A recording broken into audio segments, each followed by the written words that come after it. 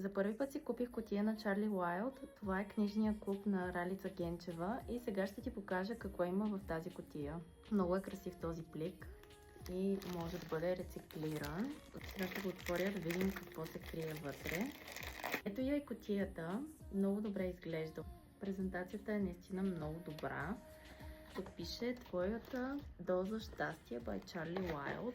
Това са явно някакви съвети за по-добро настроение. Това е тяхната лъвска кутия. Тъй като аз съм Зодия Лъв, реших да си закупя една. Това е книгоразделител в формата на ластик. Сега ще го видим.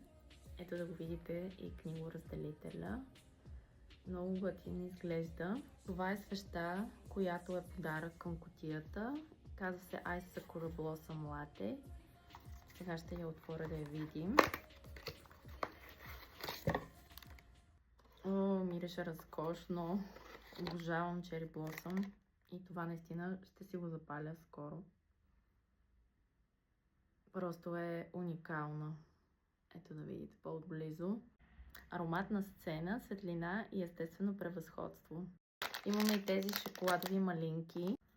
Така, това е поставка и на нея пише аплодисментите не са нужни, но са препоръчителни. О, тази бъркалка е страхотна. Ето я и нея. Имаме и една кухненска кърпа. Ето я и кухненската кърпа. Погледнете каква е само. Просто жестока. И това е книгата, която е включена в кутията. Казва се Лято в Ню Йорк на Алекс Астър. С голямо удоволствие ще си я прочета. В момента чета ето тази, даже съм я сложила в този плик, тъй като не исках да се мърси, докато бях на плаж.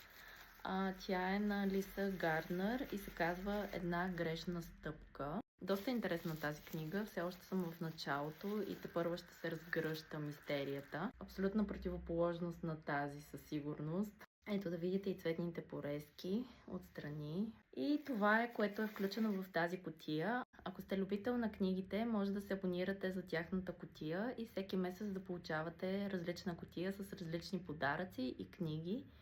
Или ако харесвате да слушате, може и към Storytel също да се абонирате. Аз съм абонирана там, тъй като не винаги имам време да чета.